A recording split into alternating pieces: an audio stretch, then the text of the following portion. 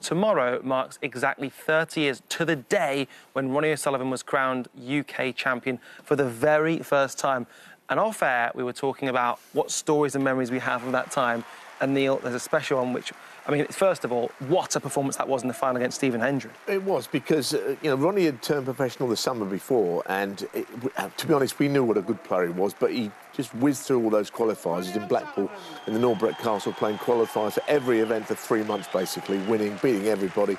Very, very occasionally, someone would beat him, but he was just whizzing through that, and then, within, 15 months, as I say, so we're talking about the sort of November of that year, he's already won a ranking event, a big one, and beaten, at the time, the greatest of all time in the final.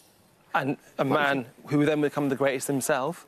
But I know everyone at home is thinking to themselves, we have Jimmy White sat here, he must have some memories or some stories, maybe, Neil, that you could embellish upon. Well, look, that tournament is memorable for Ronnie winning, right? But when I looked it up, this was the match where Jimmy, who was an absolute force to be reckoned with, completely to win the tournament, 6-12 overnight against Darren Morgan. And when they come out for the second session the next day, Jimmy had not had one wink of sleep, had you? No, it's true. And I remember Clive Everton a few months later doing a really bad article about me, and he was absolutely right. I didn't think Darren Morgan could win, and I played cards all night and ended up losing 9-7. Good move, Jim. Yeah. How many sparkling waters had you had that night? Oh, no, I don't think I was drinking. I was just gambling, which is even worse. But what I remember about that final with Ronnie O'Sullivan, obviously we know how good he was. I'd played in one of the qualifying matches in Blackpool. It was Stephen Hendry's face when he shook his hand, like he just knew what a force has arrived. And boy, what a player he is. Yeah, I think we knew how good he could be at that stage, Ronnie, but to win the UK Championship age 17, come on, that is something that's never been repeated. He's still the youngest ever ranking tournament winner.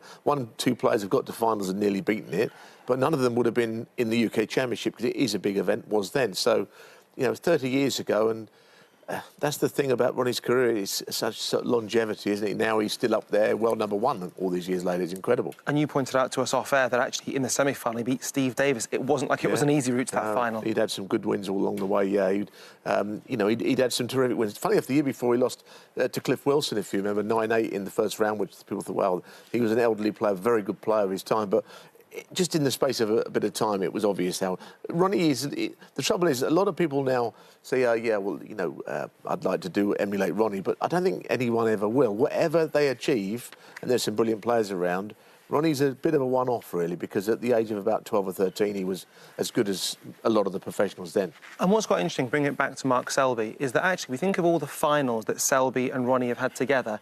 If there's no Ronnie O'Sullivan, we'd be looking at Mark Selby as probably the greatest himself, given the amount of Triple Crowns he's won. Make no mistake, that's right, and he loves the rivalry, Mark Selby, so it'd be great to see these two play.